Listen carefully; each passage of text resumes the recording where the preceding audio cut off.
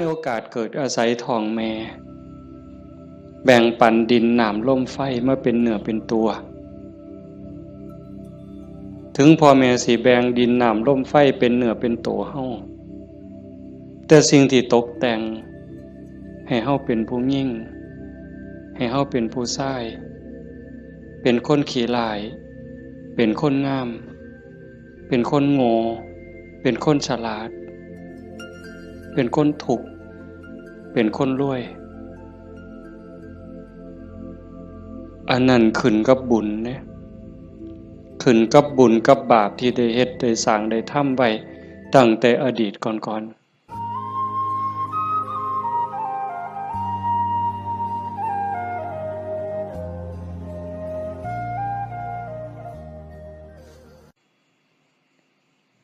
เฮาทั้งหลายจังว่ามีบุญ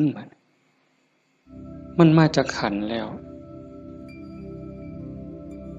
หนีจากนรกพ้นนรกพ้นเปรตพ้นอสุรกายพ้นสัตว์เดรัจฉานได้มาเป็นคนยกระดับจากคนมาเป็นมนุษย์มีศีลมีธรรมเข้าใจในเรื่องเล่าของชีวิตแก้วแหวนเงินทองเฮาก็หาอยู่ประกอบสัมมาอาชีพเลี้ยงปากเลี้ยงท้องเลี้ยงลูกเลี้ยงหลานอยู่2 มื้อ 3 มื้อที่เฮามาอยู่ในสวนธรรมเนี่ยขันไปค้าไปขายเด้มันสิได้จักบาทผู้บางคนได้เป็นพันผู้บางคนได้เป็นหมื่นแต่ญาติโยมคิดว่าเอาไว้ซะก่อนแก้วแหวนเงินทองก็มีค่าอยู่มีประโยชน์อยู่แต่มันบ่สู่บุญบ่สู่บุญบ่สู่กุศลบุญกุศลจะเฮ็ดให้เฮาดียิ่งขึ้นไปกว่านี้สูงขึ้นไปกว่านี้บุญเป็นที่เพิงปุญญานิปะละโลกัสสมิงปฏิทาหุนติปานินังเพราะเหตุว่าบุญนั้นเป็นที่พึ่งของสัตว์ทั้งหลายในโลกหน้าพร้อมทั้งโลกต่อไปเพิงได้ตั้งแต่วินาทีนี้ตั้งแต่วินาทีที่เฮ็ดบุญก็เอากายเอาวาจาเอาใจนี่เฮ็ดบาปก็เอากายวาจาใจนี่เฮ็ดบาปเฮ็ดให้เกิดความทุกข์เกิดความเดือดร้อนคันแม่นเฮ็ดบาปดูๆเฮ็ดบาปบ่อยๆเฮ็ดบาปหลายๆถึงในขณะที่เฮ็ดมันสิม่วนมันสิสะใจก็ตามแต่จักมื้อหนึ่งเวลาหนึ่งมันจะเดือดร้อนในข้าวที่มันลุ่มหลงมันก็บ่ย้านหยังดอกอย่างคนไปรักของเขาคนฆ่าเขาเนี่ยฆ่าสัตว์ลักทรัพย์ประพฤติผิดในกามล่วงเกินลูกหลานสามีภรรยาผู้อื่นนอกใจผัวเมียเจ้าของก็แล้วแต่ขี่ตัวใส่หลายป้ายสียุโย่งให้แตกเหล่าสามัคคีตอนเฮ็ดตอนทำตอนกำลังมั่วเมาอยู่นี่ก็บ่ย้านหยังก็คิดว่ามันบ่มีผลแต่บัดฮอดเวลาหนึ่งมันจะเกิดความเศร้าหมองเกิดความย้านแต่มาว่าทุกคนเนี่ยแม่นสิปากคำเว้ายืนยันนักแน่นว่าบ่เชื่อดอกว่าบาปมีบุญมีชาติหน้าชาติก่อนนรกสวรรค์บ่มีดอกนั่นก็เว้าแต่ปากซ่อมมึงโลดคันมีคนแนวนั้นอยู่ใกล้เฮาปากว่าบ่ย้านแต่ว่าใจส่วนลึกเนี่ยมันยังมีอยู่วันๆอยู่คือกันบัดยามเจ็บยามไข้หรือยามที่บาปกรรมมันตามท่านตกทุกข์ได้ยากลำบากลำบนตอนนั้นสิกระวนกระวายเป็นทุกข์ตั้งแต่ยังมีชีวิตอยู่แต่ขันคนที่เสื่อมั่นอยู่แล้วว่าบาปมีบุญมีชาติหน้าชาติก่อนนรกสวรรค์มี ขันเผลอไปเฮ็ดบาปปั๊บด้วยความคิดไม่ออกในเคยเป็นคิดบ่ดีบ่งามกับพ่อกับแม่กับครูบาอาจารย์พาสององค์เจ้าเพียงแค่ความคิดแป๊บนิดเดียวเศร้าหมองเดือดร้อนทันทีเห็นบ่ได้โดนเลยเด้อากาลิโกเลยเด้เกิดทุกข์เกิดเดือดร้อนทันทีบาปคือความทุกข์คือเครื่องเดือดร้อนในปัจจุบันส่งผลไปเรื่อยๆเรื่อยๆขันกำลังบาปมันแห้งมันยังส่งผลอยู่เจ็บไข้ไก่ล้มไก่ตายมันก็หลอกล้อนพาจิต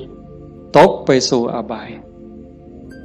หนักสุดลงสู่นรกเบาลงมาเป็นเปรตอสุรกายเบาอีกเป็นสัตว์เดรัจฉาน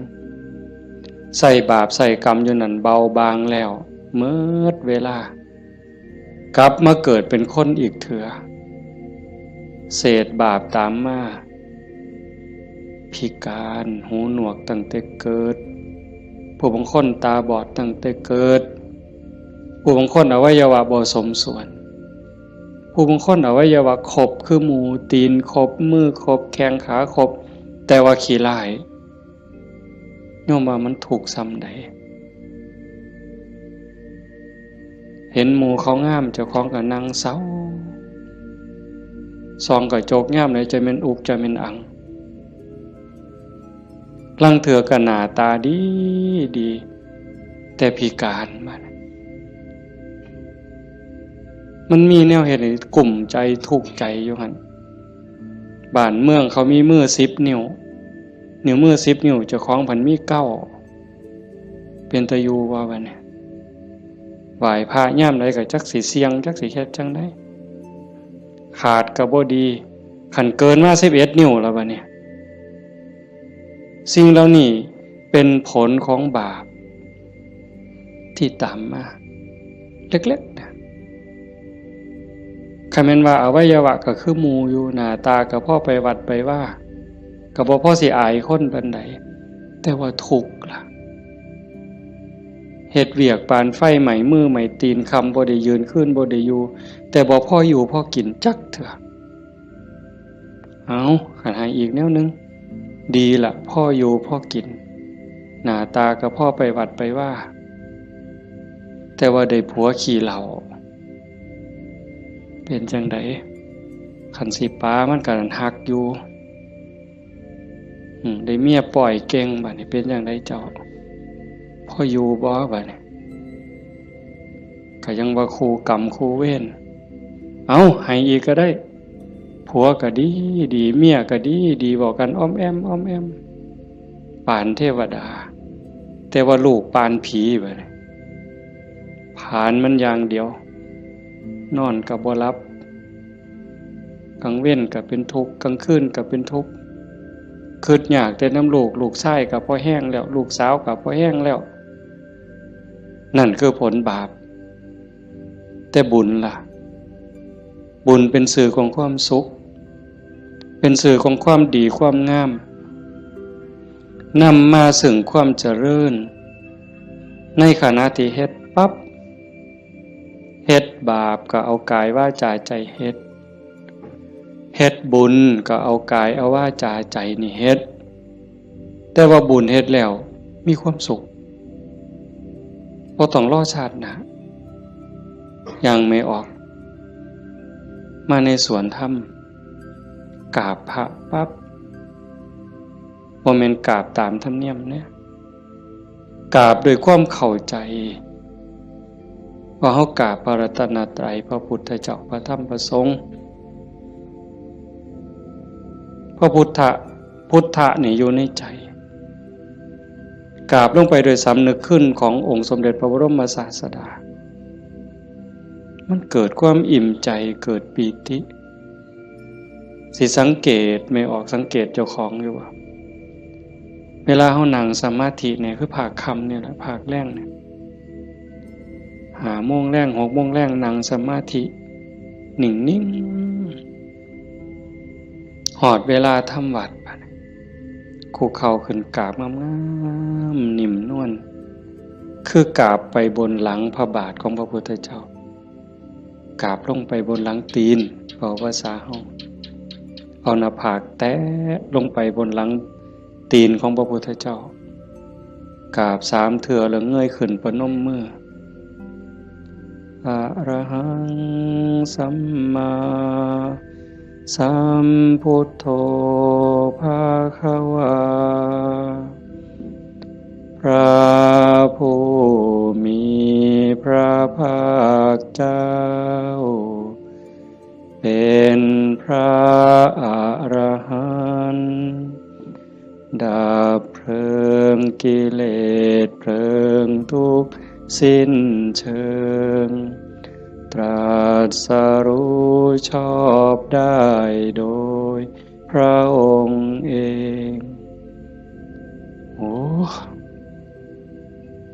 ซ้ำนี่มันอิ่มน้ำตาไหล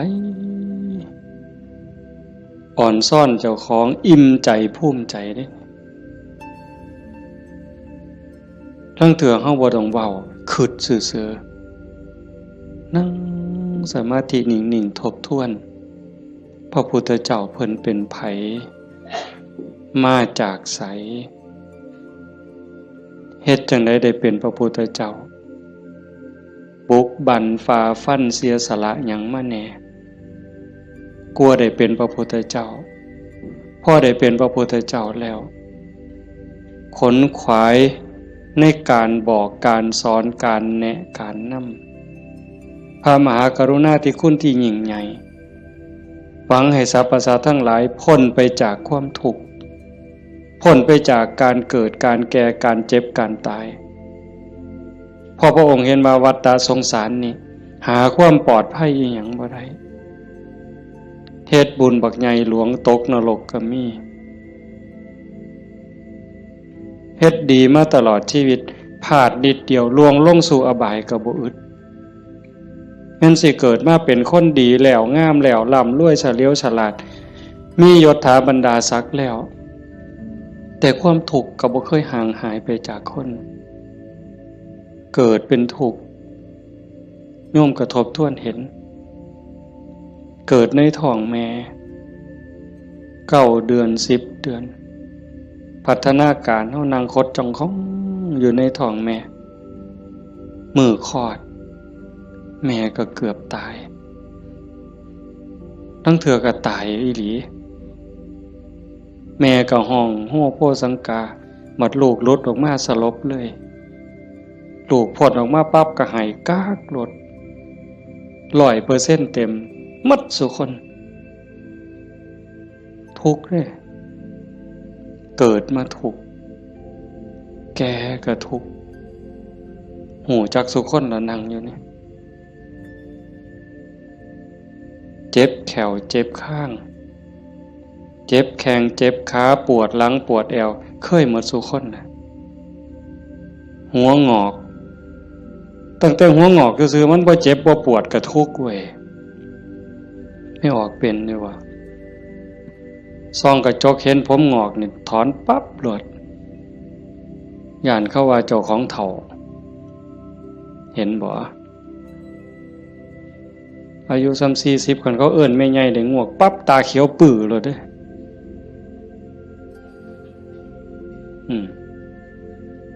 แต่คันอายุ60เขาเอิ้นน่าสาว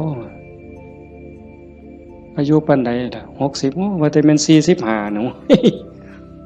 กินฮอดข้าวบ่เลยเป็นบ้าเด้นี่ดีใจอ่ะ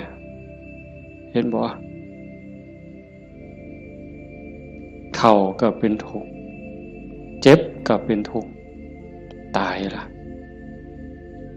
คนตายตอนมันตายแล้วมันบ่ทุกข์ดอกร่างกายหั่นแต่ว่าความรู้สึกนึกคิดน่ะมันห่างย่านตอนบ่ทันตายเนี่ยมันย่านเป็นหยังจังย่านคันคำถามแนวนี้เป็นหยังจังย่านตายบ่มั่นใจในเจ้าของ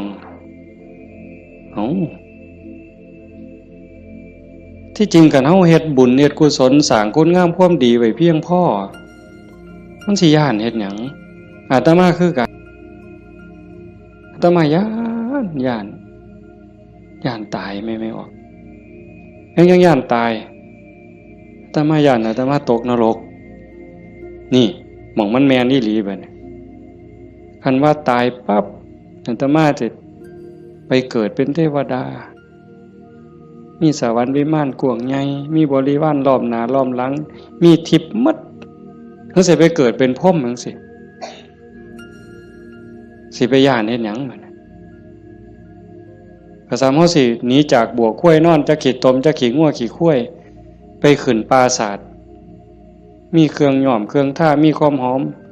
เต็มสะดวกสบายเฮาก็บ่ได้ย่านแต่นี่มันสิตกลงไปหลายกว่าเก่าเนี่ยมันก็เลยย่าน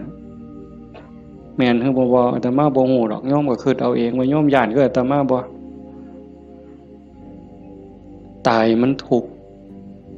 ลางเทื่อก่อนตายเนี่ย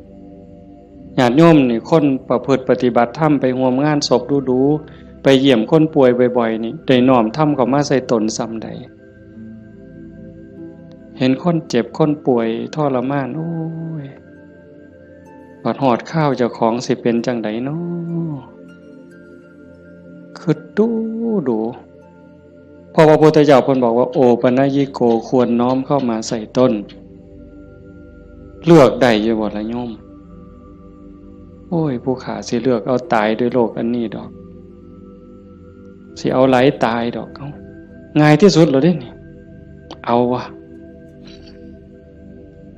กินข้าวอิ่มๆกับลูกกับผัวกับเมียแล้วนอนหลับแล้วตายไปเลยนี่ง่ายที่สุดแล้วเอาวะยังบ่ทันหันเอาอยู่เด้นี่ขนาดพิธีที่ดีที่สุดสบายที่สุดล่ะเด้ขันไปเว้าถึงพวกเจาะข้อหายใจบ่ได้เจาะข้อพวกท่านก็ป้อนอาหารทางสายยางเจาะสวงเอาเงี้ยวออกบัดนี้เลือดก็ใส่ทั้งแขนข้างนึงน้ำเกลือก็ใส่แขนข้างนึงออกซิเจนงุ่มดังอีกเจาะสวงเอาน้ำออกบัดนี้อุ้ยผู้ใดคิดว่าเจ้าของสิบ่ถูกแนวนั้นแน่อยู่นี่ยกมือขึ้นเบิ่งบ่มีหลักประกันหยังเลยพระพุทธเจ้าเป็นผู้มีพระมหากรุณาธิคุณคิดเห็นบุญคุณของพระองค์เที่ยวบอกเที่ยวสอนจากป่าสู่ป่าจากเขาสู่เขาจากกระท่อมของคนขอทานฮอดปราสาทราชวังของพระราชามหากษัตริย์คิดเห็นบุญคุณของพระองค์จังซี่เฮาได้มาเฮ็ดนำทำตามมันเป็นบุญแน่ๆคิดพ่อคิดเห็นนั่งสมาธิพิจารณาไปเกิดอิ่มใจพอใจสุขใจเดียวนี้คิดเบิ่งเจ้าของมันถึงสิเกิดบ้านนอกคอกหน้าบ้านป่าคาดอนบ่ร่ำรวยเป็นแสนเป็นล้านคือเพิ่นแต่ว่าเฮามีวัดมีครูบาอาจารย์มีพี่มีน้องที่รักศีลรักธรรมเฮามีสัมมาทิฏฐิมีความเห็นถูกเห็นตรงตามคำสอนพระพุทธเจ้าอย่างน้อยๆนี่เชื่อว่าบาปมีบุญมีชาติหน้าชาติก่อนนรกสวรรค์มีเฮ็ดดีก็ย่อมได้รับผลดีเฮ็ดชั่วก็ย่อมได้รับผลชั่วพระพุทธศาสนาสอนเรื่องเหตุเรื่องปัจจัยเพราะสิ่งนี้มีสิ่งนี้จึงมีหวานพืชจังไดก็ได้ผลจังซั่นอ่อนซ่อนเจ้าของภูมิใจในเจ้าของแม่นสิเกิดบ้านนอกคอกหน้าทุกข์ยากปากหมองบ่ร่ำบ่รวยบ่สวยบ่งามแต่เฮามีโอกาสได้เข้าวัดได้มีโอกาสปฏิบัติธรรมเป็นผู้บ่ประมาทได้ยินเสียงปากเสียงเว้าของครูบาอาจารย์น้อมนำลงสู่การประพฤติปฏิบัติซ้ำนี่เฮากับพ่อแห้งอ่ะเนี่ยโยมเป็นบุญล่ะนี่เกิดปีติเกิดความอิ่มใจแล้วก็ตั้งตนในความบ่ประมาทอีกอันนี้หมายถึงบุญเฮ็ดปั๊บก็เกิดความสุขใจอิ่มใจปั๊บขันเฮ็ดเรื่อยๆเฮ็ดบ่อยๆเฮ็ดดูๆจิตนึกตั้งแต่ถึงคุณงามความดี บัดเจ็บบัดป่วยบัดไข้บัดหนาวบัดสิลมสิตายนิมิตที่มันดีมันงามนำพาดวงจิตดับปุ๊บไปสู่สุคติขันมันเฮ็ดดูอันนี้หมายถึงดีเด้ให้ท่านรักษาศีลเจริญภาวนาเลี้ยงพ่อเลี้ยงแม่เขาวัดเขาว่าสร้างน้ำทำบุญมีจิตเอื้อเฟื้อเกื้อกูลขันมันเฮ็ดดูบ่อยๆจิตมันเที่ยวทางนี้ดูอันดอกมันก็ง่ายต่อการสิเกิดสิ่งเหล่านี้ในการจูงจิตไปสู่สุคติดับปุ๊บก็ไปสู่สวรรค์ไปสู่พรหมเอื่นว่าไปสู่สุคติใส่บุญใส่กุศลไปจนหมดแห้งของบุญของบาปของบุญของกุศลส่วนนั้นหมดเวลาขันบ่ท่านถึงความเป็นพระอริยเจ้ากลับมาเกิดเป็นคนอีกเถื่อบัดนี้ ผลบุญพามาเกิดเป็นคนเศษบุญตามมาปุ๊บรูปร่างหน้าตาผิวพรรณสวยสดงดงามมีความอ่อนน้อมอ่อนโยนมาแต่ต้นเกิดในตระกูลสูงเชื่อผู้ดีให้ทานมาหลายๆด้วยจิตศรัทธารวยตั้งแต่เกิดแต่มาว่ามาหลายปีแล้วว่าขันคนให้ท่านด้วยความศรัทธาด้วยความเลื่อมใสเฮ็ดด้วยความจริงใจผลมันให้รวยบางเทื่อรวยตั้งแต่เกิดบ่ทันมื่นตาซ้ำปู่ย่าตายายเตรียมฝากธนาคารไว้ให้เปิดบัญชีไว้รับเป็นร้อยล้านพันล้านล่ะเห็นบ่ล่ะนั่นคืออานิสงส์ของศีลของทานของบุญของกุศลสวยรวยสวยผอมงามผอมรวยผอมฉลาดผอมโรคภัยไข้เจ็บหน่อยอายุยืนมีคนเคารพนับหน้าถือตาเว้าหยังคนก็เชื่อถอยฟังคำผู้ใดบ่อยากได้เนี่ยก็ 100% ทุกคนอยากได้แต่ว่าอยากซื่อๆมันบ่ได้แบบนั้นต้องเฮ็ดต้องสร้างเหตุปัจจัยแต่ว่าคนไทยในปัจจุบันเนี่ยอาตมาว่าก็กำลังหลงทางไปไกลคือกันมองจังหนึ่งก็คือศาสนาพุทธเจริญเบิ่งอีกแนวหนึ่งก็คือเสื่อมเต็มทีในเวลาเนี่ยนี่คือชุมนุมชนของเฮาเนี่ยกลุ่มเฮาเนี่ยคือเจริญอยู่แต่ว่าอีกกลุ่มหนึ่งมันอาศัยพุทธศาสนาติดยี่ห้อพุทธศาสนาแต่ว่าเนื้อในแกะกล่องเปิดขวดกินเข้าไปมันบ่แม่นบ่อยากเว้าหลายปานใดดอกเรื่องหมู่นี้แต่มันต้องเถือกับเป็นตะเว้าอ่อนวอนบวงสรวงพิธีกรรมเนี่ยมันออกนอกทางหมดนิยมคันมันสิง่ายปานนี้พระพุทธเจ้าสิมานั่งเฮ็ดหยังสิสอนเฮาให้ฝึกให้ฝนให้เพียรเฮ็ดหยังครูบาอาจารย์หลวงปู่หมั่นหลวงปู่ชาเอาชีวิตเกือบบ่รอดก็ซั่นก็ครึ่งฝ่ายแล้วก็มาผูกหัวเจ้าของก็สวดซะทีล่ะอิติปิโส1,800,000ก็ได้ตัวให้มันหอเวินกิเลสคูโคบเอาโลดติล่ะมันแม่นบ่ล่ะกระแสนี่กำลังแห้งไม่ออกกระแสนี่กำลังหลายนั่งเถื่อกับเงินนี่เป็นตัวตั้งบ่ได้ตั้งใจดอกแต่ขี่รถมาได้ยินไหมเปิดวิทยุฟังแถวนี่ล่ะวิทยุแถวนี่ล่ะ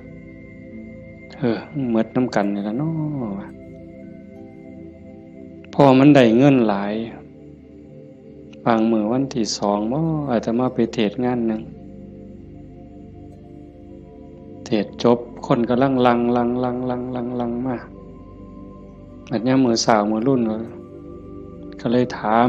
ประธานงานเขาก็บ่ฮู้ดอกว่าท่านเข้าใจว่ามันเป็นแนวใดอ่ะนะถามว่าเป็นจังได๋งานเรียบร้อยดีอยู่บ่เรียบร้อยอยู่ค่าน้อยเพิ่นว่าอุ้ยได้เงิน 800,000 กว่าเพิ่นว่าสาธุว่ะงานคืนเดียวง่ายๆแจกไม่หีบกันหมดคืนเนี่ย อยากเคาะเมิดไว้ก็ออกแบ่งใหญ่ๆถ้ามาเสือว่าพระพุทธเจ้าบ่สอนแล้วก็บ่ได้พาเฮ็ดแนวนั้นแต่แนวจังซี่นี่ไม่ออกบ่ออกนอกจากเป็นบุญเป็นกุศลเด้เฮามาเฮ็ดในมื้อนี้เวลานี้เด้นอกจากมาสร้างบุญแล้วมาหาที่เพิงสำหรับดวงจิตดวงวิญญาณเจ้าของแล้วชีวิตมันมีกายกับใจอย่างว่าร่างกายประกอบด้วยดินน้ำลมไฟเหมือนเวลามันก็แตกสลายดินขึ้นดินน้ำขึ้นน้ำลมขึ้นลมไฟขึ้นไฟแต่กระแสจิตกระแสใจกระแสวิญญาณเดินทางต่อหอบบุญหอบบาปไปขันดวงจิตดวงใจดวงใดได้รับการพัฒนานอกจากบุญแล้วพัฒนาคือมันเฮ็ดให้เกิดให้มียกระดับเจ้าของสูงขึ้นจากอำนาจการบีบคั้นกดขี่ข่มเหงของกิเลสคือความโลภความโกรธความหลงจิตดวงนั้นเบายิ่งเบายิ่งละเอียดยิ่งสูงใกล้พระพุทธเจ้าไปเรื่อยๆเรื่อยๆเรื่อยๆขันใจต่ำก็หมายความว่ากิเลสถมมันหลายใจสูง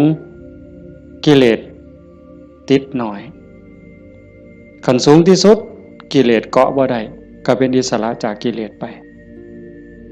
เข้ามาเดินจงกรมมานั่งสมาธิสวดมนต์ฟังเทศน์ฟังธรรมก็เพื่อสิซักฟอกจิตใจเจ้าของการฟังธรรมนี่ก็เป็นตนหนึ่งเฮ็ดให้เฮาได้เกิดปีติเกิดความสุขเกิดสมาธิตั้งแต่เกิดความเข้าใจได้ส่องได้ทางยกจิตเจ้าของให้มันสูงยิ่งขึ้นได้เฮาก็เฮ็ดหลายๆอย่างทั้งการฟังทั้งการประพฤติปฏิบัติทั้งการสวดมนต์เฮาทำวัดแปลมันยิ่งเห็นยิ่งเข้าใจอย่าเอาเพียงแค่มวลเอาเพียงแค่ความไพเราะอย่างเดียวเฮาสวดซ่าๆเฮามีโอกาสพินิจพิจารณาถึงความหมายที่เฮากล่าวออกไปแต่ละคำน้อมนึกเห็นพระพุทธเจ้านึกถึงครูบาอาจารย์พระอริยสงฆ์คือจังเพิ่นบอกเพิ่นสอน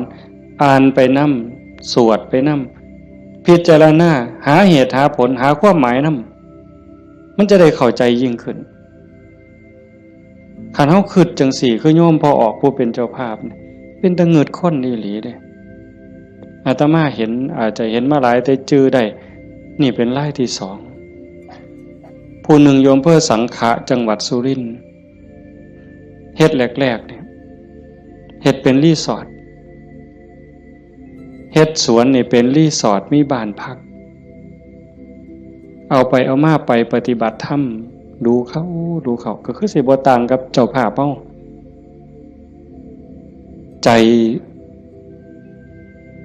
ตกลงไปในกระแสธรรมหักศีลหักธรรมมั่นใจแล้วว่าอันใดสิเป็นที่เพิงของชีวิต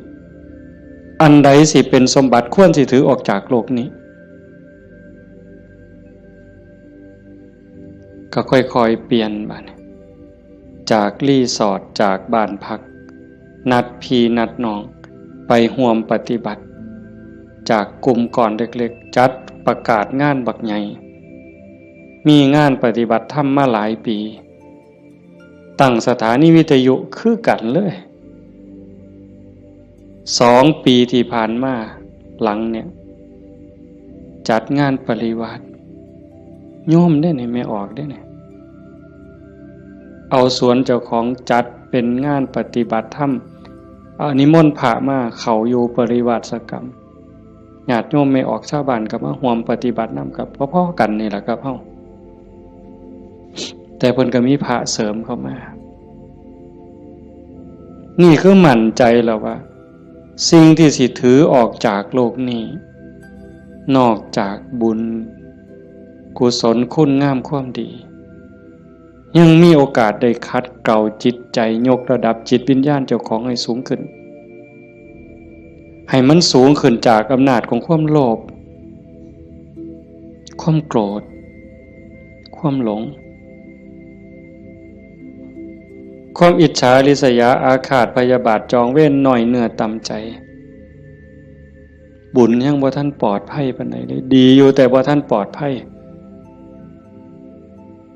เพราะว่าคำสอนของศาสนาญาติโยมก็ได้ยินอยู่แล้วหลายๆมื้อเฮาก็ทำวัดอยู่ประจำละชั่วประพฤติดี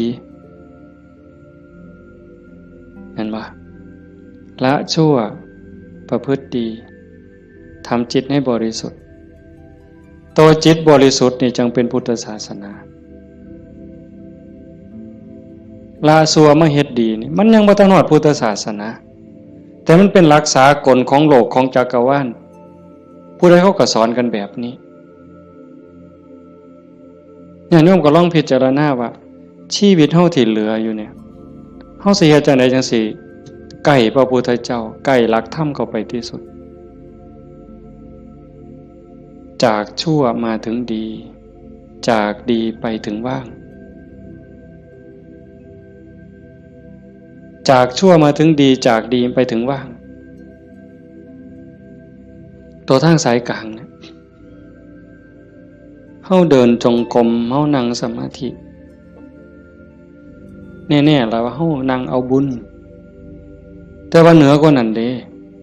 การพัฒนาการยกระดับจิตโยมก็ต้องเบิ่งนำเพราะว่าธรรมะคำสั่งสอนของพระพุทธเจ้ามันปฏิบัติได้บ่จำกัดการสวากขาโตภควตาธัมโมพระธรรมเป็นสิ่งที่พระผู้มีพระภาคเจ้าตรัสไว้ดีแล้ว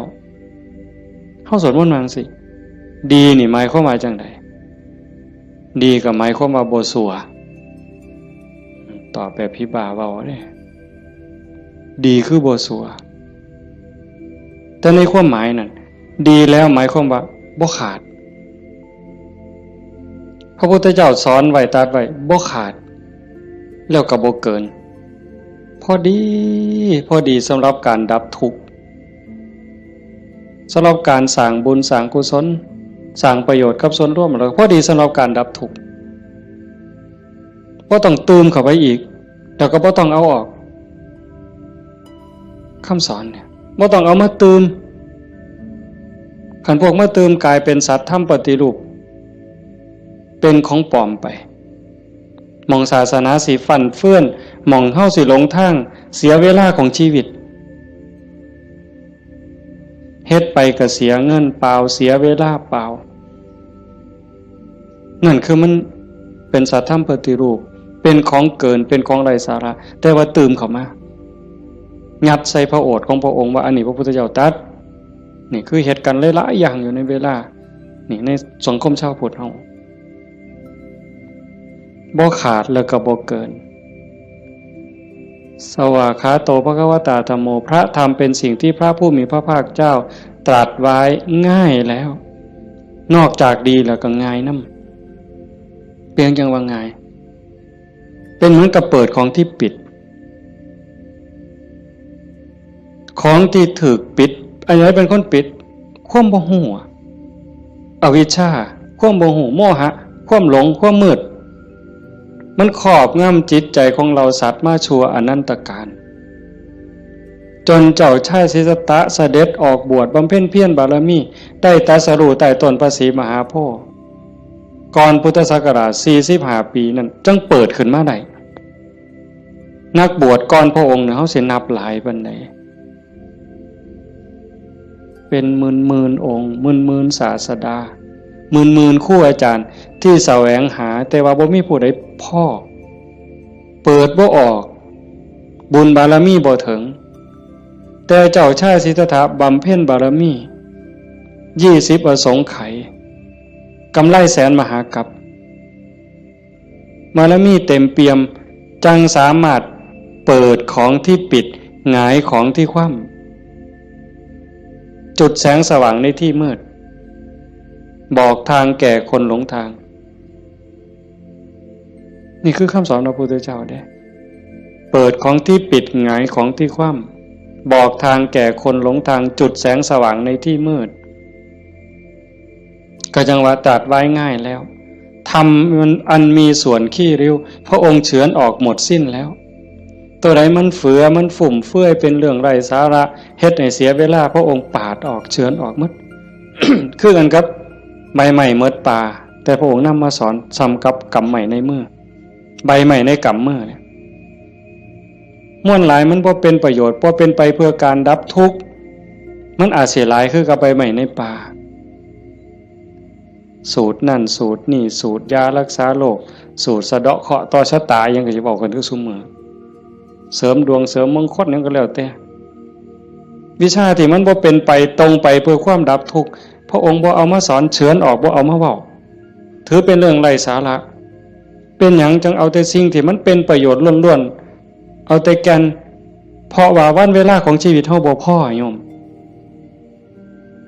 ชีวิตหนึ่งๆเฮาบ่พอสำหรับการจะปลดเปลื้องกิเลสออกจากใจเป็นเรื่องรีบด่วนวันเวลาของชีวิตเฮามันบ่ถึง100 ปีจะคนเนี่ยเห็นบ่เบิ่งดีๆเด้เฮาเกิดมาอยู่ในโลกเนี่ยมันบ่เกิน100 ปีหลายคนอยู่นี่60แล้ว70แล้วอายุจน70หัวงอกแขวหักแล้วเนี่ยกิเลสลดลงหรือยังถามเจ้าของเบิ่งยังเครียดให้ลูกเขยบ่เครียดให้ลูกไผ่บ่ไปตักอาหารยามมื้อเช้านี่มันอยากได้หลายเกินจำเป็นบ่นั่งเถื่อตักไปก็อันนี้ก็สิเป็นตาแซ่บอันนี้ก็สิเป็นตาแซ่บตักไปตักมาแงกเบิ่งถาดโอ้มันสิกินหมดบ่พ่อละเพิ่นว่าย่างสิวิโตเฮ็ดบักสมยังถอยกลับหลังมาอีกอยู่2 ก้าวกำปึ๊บอีกอยู่นี่คือเฮาพัฒนาบ่ทันไปเนี่ยตอนนี้อายุ70นี่เอาบักสมมาหน่วยนึงยังบ่พอยังเอาหน่วย2ไว้เสียงไว้ให้หลานอยู่มื้ออื่นมื้อเนี่ยเจ้าว่ามันของเล่นซั่นบ่กิเลสเนี่ยสิเอาชนะมันแนวใด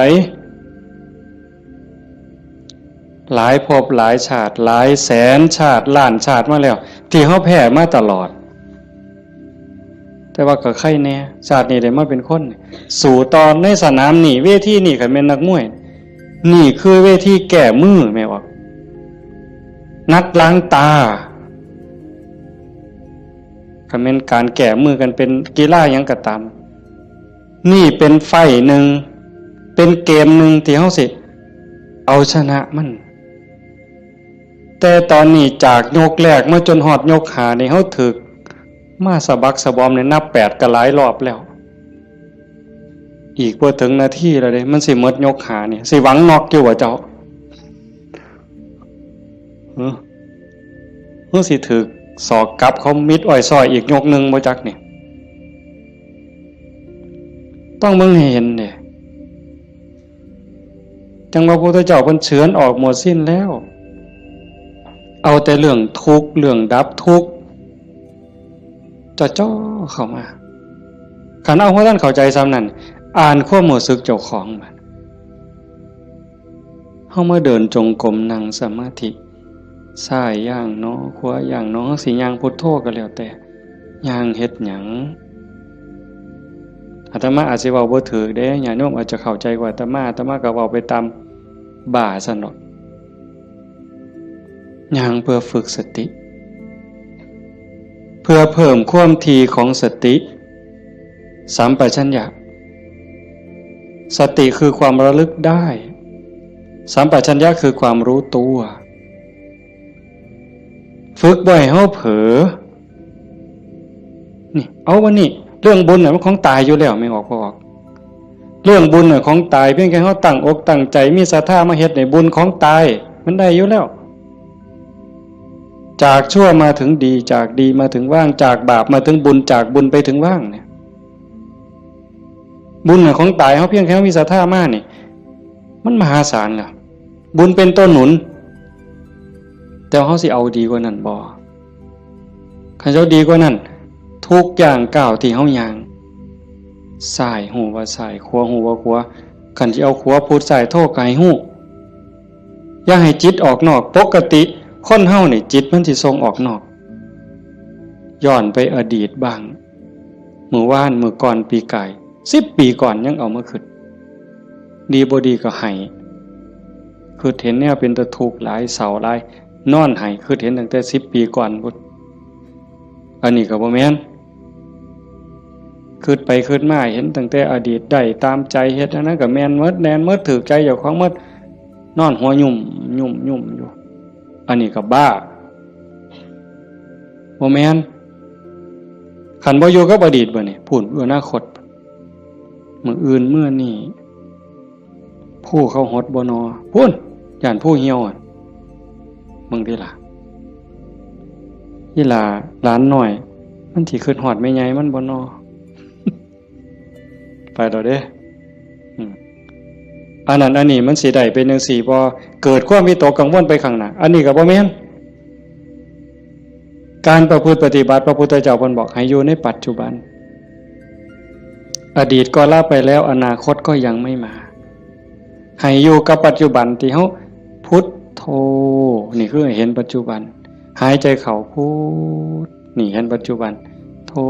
ออกนี่เห็นปัจจุบันในเมื่อมีสติอยู่กับปัจจุบันอันนี้เป็นเครื่องฝึกเป็นเครื่องมือในการฝึกจิตที่มันเคยวอกแวกไปอดีตแน่อนาคตแน่บ่นิ่งแน่เพราะเฮาจับไว้กับอารมณ์พระกรรมฐานผู้บางคนก็ท้องพองท้องยุบหนอพองหนอพุทโธคือลมหายใจซื่อๆเอามันมาจับไว้นี่จิตมันก็ค่อยนิ่งเข้าคันเฮาบ่ลดละความเพียรคันจะว่าถึงสติเป็นคือกับหัวสติเตสังนิวารนังสติเป็นเครื่องกั้นหยังกั้นกิเลสคือความเศร้าหมองคือความมืดความเศร้าหมองแห่งจิตแห่งใจบ่ให้มันมาท่วมทับจิตก็คือฝึกจังซี่คันสมมุติว่าสติเป็นเครื่องหัวเป็นหลักหัวมื้อนึงคือฮอดพุทโธเทื่อนึงขาดบ่เนี่ยเมิดมื้อคือฮอดพุทโธได้เทื่อนึง2เทื่อ10เทื่อ100เทื่อก็ยังว่าห่างคันมันเป็นหลักหัวนี่ลมฮอดสร้างคันสมมุติว่าเฮ็ดไร่เฮ็ดนานี่บ่ว่าแต่งัวเขาสิมากินดอกข้วยสิมากินดอกลมฮอดสร้างหัวมันห่างแม่นมั้ยมื้อนี้เฮาฝึกดูๆมาเพียรปฏิบัตินี่ฝังหลักทีเขาแต่ก่อนมันห่างเป็น 2-3 เมตรสร้างเขาได้มื้อนี้ปักเขาไปกลางกึบเหลืออยู่เมตรครึ่งสร้างเขาบ่ล้มเนี่ยแต่ว่าข้วยเขาได้เด้ฝึกเขาไปอีกเพียรไปอีกพยายามเขาไปอีกฟักกึบเขาไปอีกจากเมตรครึ่งเหลือ75เส้นจบข้วยเขาบ่ได้งัวเขาบ่ได้แต่ว่าหมูอาจสิเขาได้เด้ดุดมุนเลยเสียบเข้ากลางกึบเหลือ30กว่าเส้นหมูเขาบ่ได้แต่หมาเขาได้มันเพี้ยนเข้าไปอีกซับเข้ากลางจาก30กว่าเหลืออยู่20 15ขึ้นไปหา20เสียบเข้าไปอีกเหลืออยู่10กว่าเส้นบัดแล้วไก่ก็เขาบ่ได้เสียบเข้าไปอีก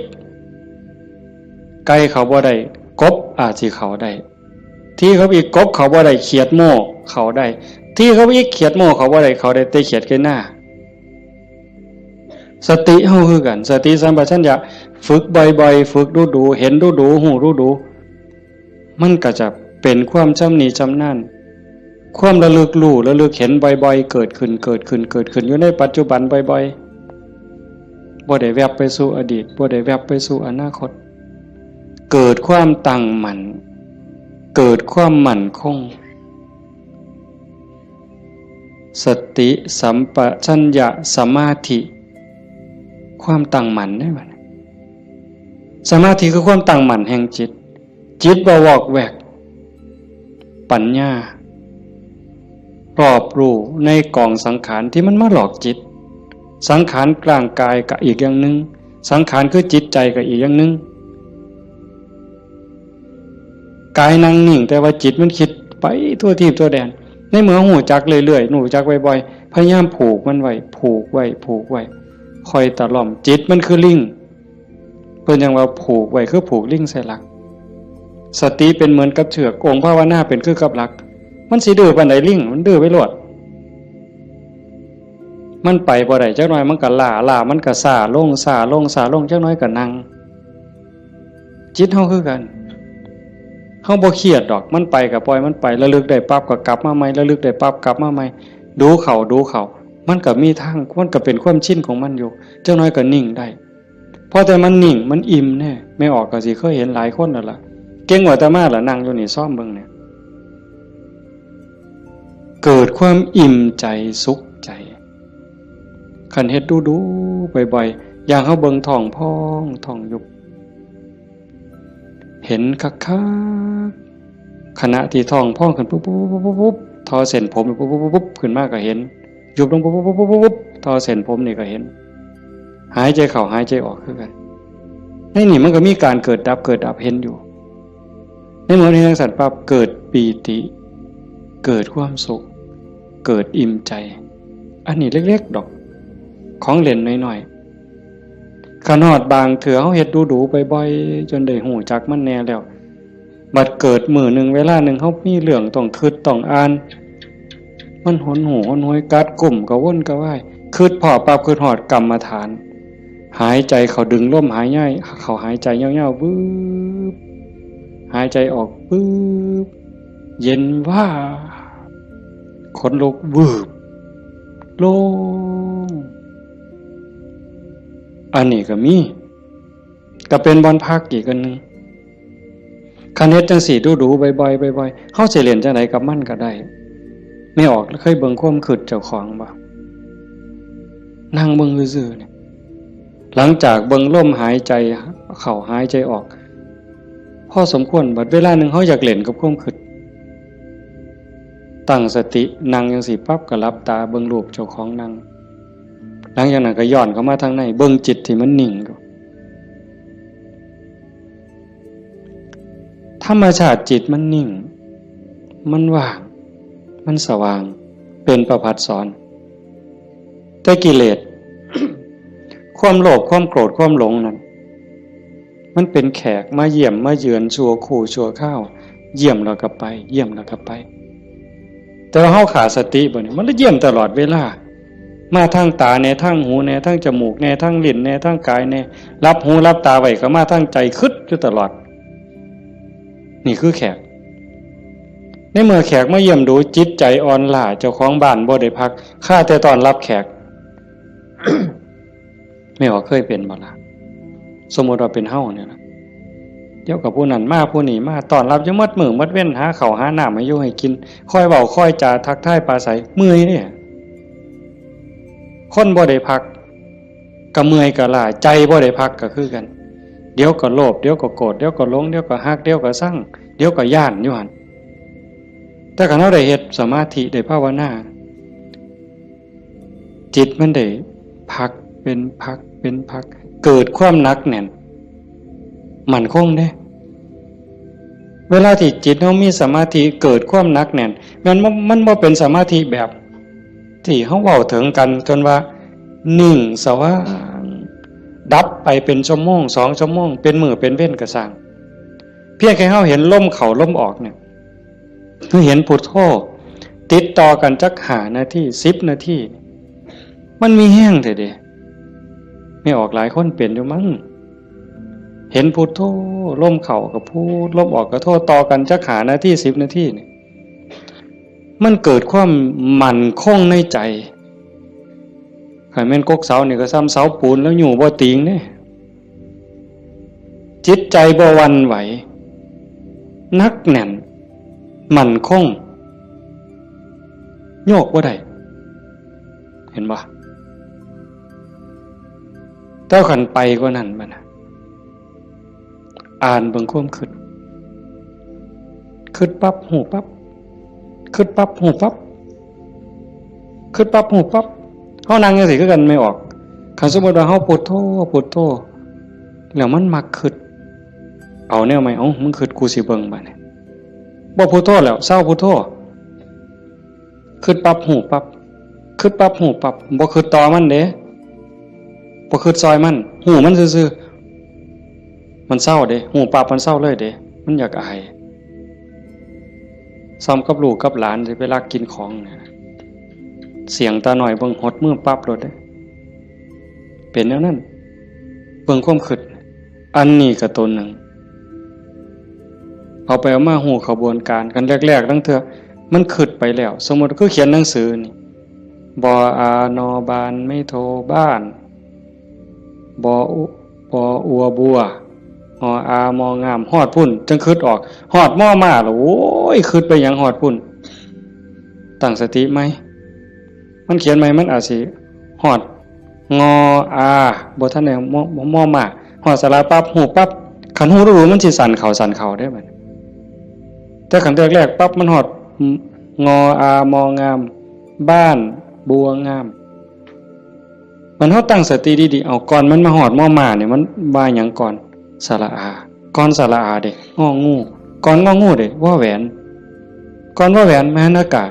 ก่อนมหานากาศบ่ใบไม้ไล่ถอยกลับมาลุ่นไปอีกสั่นเข่าคิดปั๊บหูปั๊บคิดปั๊บหูปั๊บการปรุงแต่งของจิตของสังขาร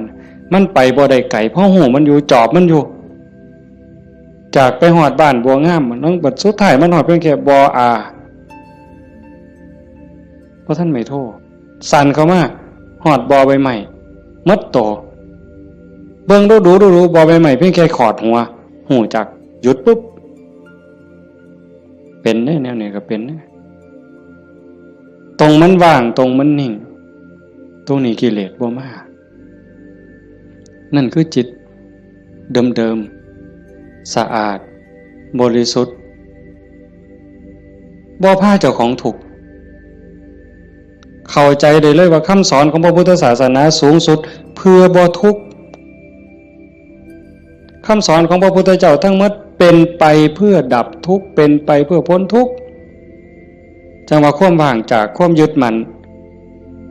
ในความเป็นตัวเป็นตนในสิ่งที่ใดที่มีที่เป็น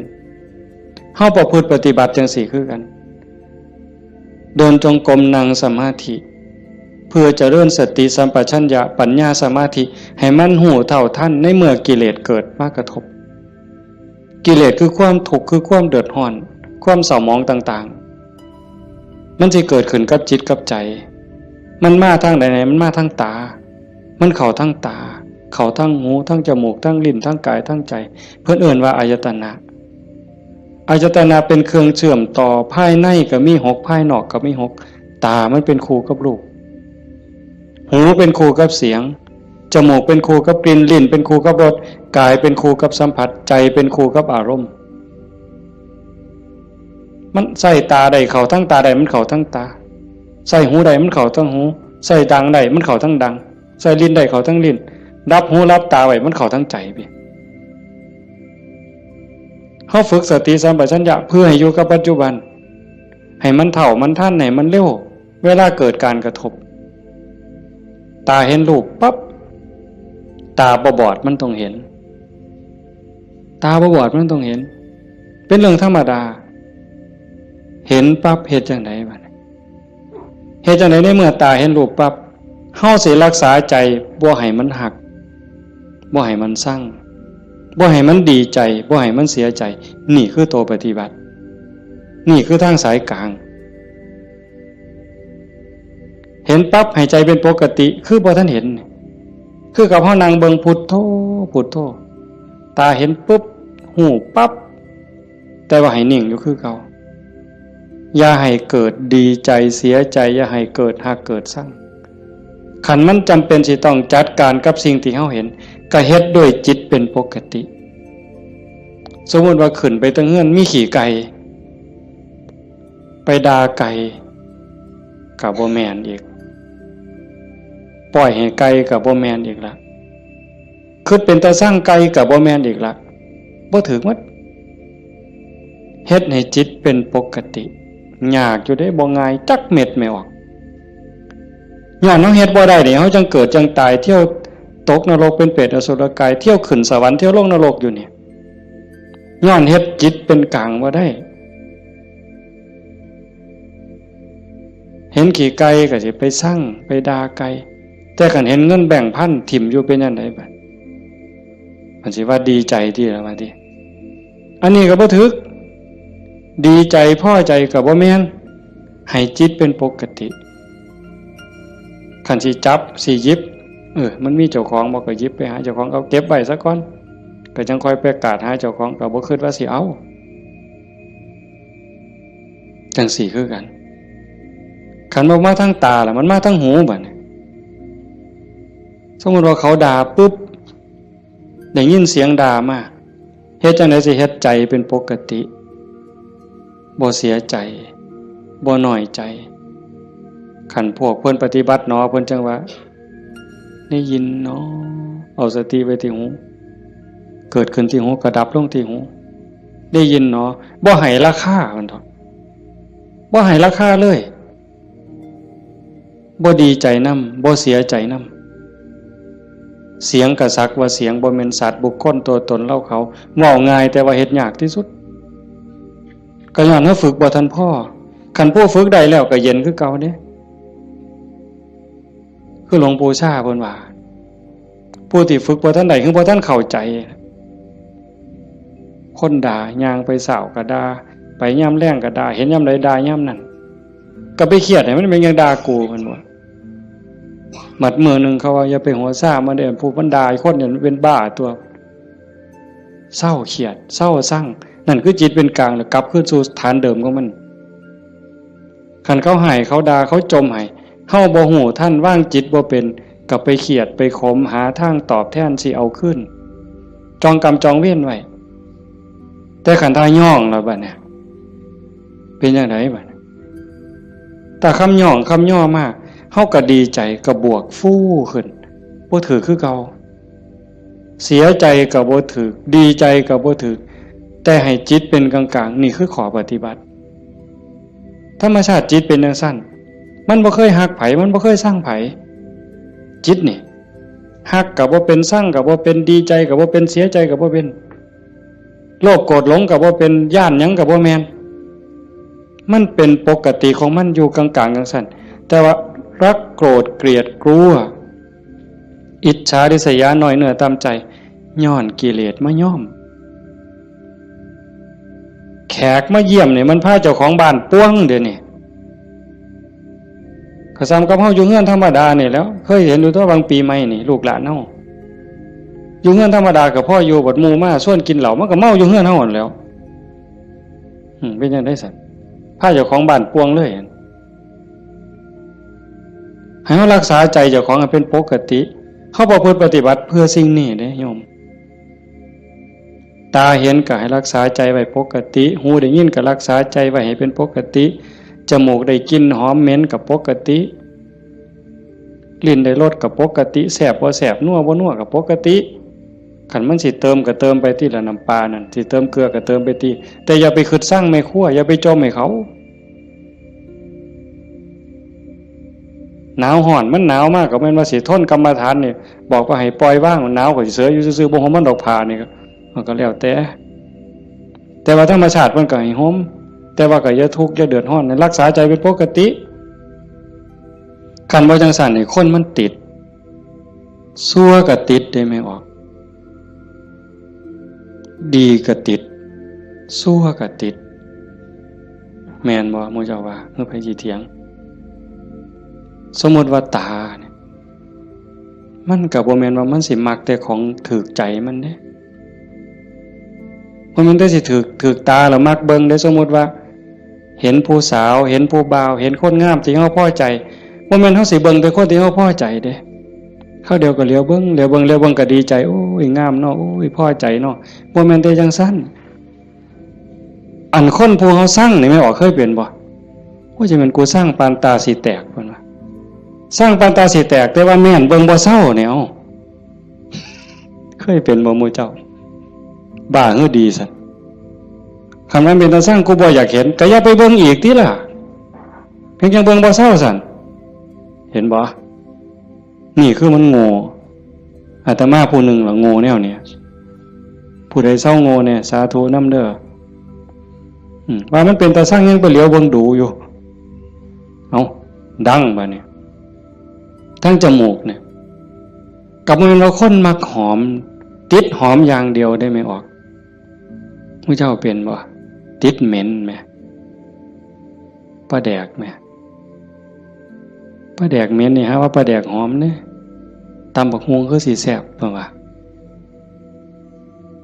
นักกับไปกว่านั้นเล็บตีนสักโอ้ยบ้าคือดีกิ่มเล็บตีนสักออกมาเหม็นแทนที่สิทิมนะดมเว้ยดมเท่านึงกับบ่ว่าเด้ดมเท่าสองหมดแล้วแงกหน้าแงกหลังนี่ผู้เห็นกูบ่นอเพิ่นว่าลี่ดมนั่นน่ะเมืองอุบลเป็นเลยวะยังจะเป็นแต่ศรีสะเกษเอาไว้โอ้ยแทนที่สิเอาถิ่มเนาะแต่มาว่าแงกหน้าแงกหลังเทื่อที่3ที่4บ่มีคนเห็นดมอีกสักเทื่อก่อนจังถิ่มนั่นใส่ว่ามาของหอมว่างจิตเป็นกลางบ่ได้นี่สติปัญญามันบ่พอเห็นบ่อย่าว่าแต่แสบบ่แสบเลยนัวบ่นัวเลยสัมผัสคือกันเย็นห่อนอ่อนแข็งใจคือกันเนี่ยมันบ่ดีคิดแล้วเฮ็ดเจ้าของเป็นทุกข์คิดพ่อเฮ็ดเจ้าของห้องไห้น้ำตาหลั่งน้ำตาไหลก็ยังมีโอกาสนอนมือกายหน้าผากคิดฮอดแล้วก็น้ำตาไหลสะอื้นอยู่ผู้เดียวบ้าคักๆในเด็กคนเนี่ยก็เนี่ยมันถูกใจเจ้าของก็นอนคิดเห็นแล้วก็หัวยุ่มอยู่ผู้เดียวพลิกไปพลิกมาจนเก็บไปฝันแล้วเว้ยนี่คือจิตมันฝึกบ่ทันใดไม่ออกโยมพอออกเพิ่นพาเฮาเฮ็ดงานปฏิบัติธรรมเสียเวลาย่อมสละสถานที่เงินทองพร้อมเพื่อเอาบุญให้เจ้าของส่วนหนึ่งแล้วก็เพื่อยกระดับจิตใจเจ้าของส่วนหนึ่งแล้วก็เห็นว่าทุกคนคือพี่คือน้องเปื้อนร่วมทุกข์เกิดแก่เจ็บตายทุกคนเคยเป็นพี่เป็นน้องเป็นญาติสายโลหิตเป็นสามีภรรยากันมานับภพนับชาติบ่ถ้วนชาตินี้ชีวิตนี้ได้เข้าใจในหลักธรรมคำสอนของพระพุทธองค์กะหวังให้เกิดประโยชน์สูงสุดส่วนหนึ่งเราก็ฉลาดบักคักถ้ามาเสือสู่คนที่นั่งอยู่นี่แบ่งบุญเล่าเด้เรากินเปอร์เซ็นต์หมู่เจ้าได้เนี่ย เป็นพ่อค้าสำนะหัวพ่อค้ายังมีอยู่นี่แม้แต่เฮ็ดบุญเด้ถ้าเบิ่งมืออื่นทราบบัดสิเมื่อนี่บัดสิเมื่อนี่จากโอ้ยอนุโมทนาสาธุเด้อนำพ่อใหญ่เด้อพ่อใหญ่ก็สาธุเอาหมดให้เจ้าได้บุญหลายๆจะแม่นอ่อนซ่อนเจ้าเห็นบ่เปอร์เซ็นต์ที่เราได้นำหมู่เจ้าเนี่ยจิตเราก็สะอาดขึ้นยิ่งเข้าใจในการประพฤติปฏิบัติหวังยกจิตยกใจพลังบุญตรงนี้เฮ็ดให้จิตเราสูงขึ้นมีกำลังใจขึ้นมีความเพียรพยายามมากขึ้นจิตโล่งโปร่งเบามากขึ้นพลังบุญมันส่งนี่คนฉลาดก็เฮ็ดแนวนี้คันคนบ่ฉลาดเด้มีที่มีสวนจังซี่สถานที่ดีๆจังซี่ชวนหมู่มากินเหล้ากระท่อมงามๆมันสินั่งกินเหล้าเบิ่งแสงเดือนแสงดาวใจมันสิอ่อนซ่อนคักแล้วไปอีกคนละแนวแต่คนมีปัญญาเฮ็ดอีกแบบนั่นว่าการประพฤติปฏิบัติเป้าหมายสูงสุดก็คือขนกิเลสออกจากใจความโลภความโกรธความหลงความหักความชั่งความเกลียดความกลัวอิจฉาริษยาอาฆาตพยาบาทจองเวรน้อยเนื้อต่ำใจโยมสังเกตใจเจ้าของให้มันเห็นขันบ่เห็นตรงนี้ก็งมอีกโดนเติบได้กิเลสมันเกิดอยู่ใจเนี่ยคุณธรรมก็เกิดอยู่ใจเนี่ยนรกก็อยู่ใจสวรรค์ก็อยู่ใจเนี่ยเฮาสิให้อีหยังเกิดมันเกิดได้เทื่อละอย่างไม่ออกความโลภความโกรธความหลงอิจฉาริษยาอาฆาตพยาบาทจองเวรหน่อยเหนือตามใจหักสั่งเกิดในใจเขาเกิดได้เทื่อละอย่างซ้ำกับตะเว้นขึ้นแจ้งมืดจักไปใสเหมือนยังตะเว้นตกดินความมืดจักมาแต่ใสความแจ้งจักไปใส ย่ำเฮาดีใจนี่ความเสียใจจักไปใส่มิดอ้อยซอยย่ำเฮาสร้างขึ้นมาหักกับมดอ้อยซอยผัวเจ้าของนี่แล้วเคยเปลี่ยนบ่ผัวเจ้าของเมียเจ้าของนี่ฮักปานสิกลืนกินแพงกับแพงแต่บัดย่ำสร้างมาแล้วบ่โธ่หักจักไปใส่จนขากันตายแล้วเว้ยเห็นบ่อยู่น้ำกันจังสิบัดเป็นตาหักเกินมากกับเป็นตาหักบัดเป็นตาสั่งกับเป็นตาสั่งจังว่าใจเฮามันได้เกิดขึ้นได้เทื่อละอย่างเทื่อละอย่างแล้วเฮาใส่อีหยังเกิดขึ้นกับใจเฮาบัดนี้ผู้มีธรรมก็อยากให้ความดีเกิดความดีใจความภูมิใจจิตที่มีเมตตาต่อกันหวังดีต่อกันอนุโมทนายินดีนำในเมื่อผู้อื่นเขาได้ดียามเมื่อคนอื่นเขาทุกข์ยากลำบากซอยเหลือบ่ได้ก็ให้มีอุเบกขาให้ถือว่าเป็นกรรมของสัตว์พอซอยเหลือได้ก็ซอยเหลือคันเฮาจอบเบิ่งจังซี่ใจเฮามีอีหยังเกิดขึ้นปั๊บก็ฮู้จักคืออาตมาบอกตอนกลางๆนั่นว่าคิดปั๊บฮู้ปั๊บคิดปั๊บฮู้ปั๊บอันคือเฮ็ดให้มันว่างแต่คันเฮาจอบเบิ่งมันมีอีหยังเกิดขึ้นก็ฮู้ให้มันเป็นเรื่องบ่ดีบ่งามก็บ่ทรงบ่บวก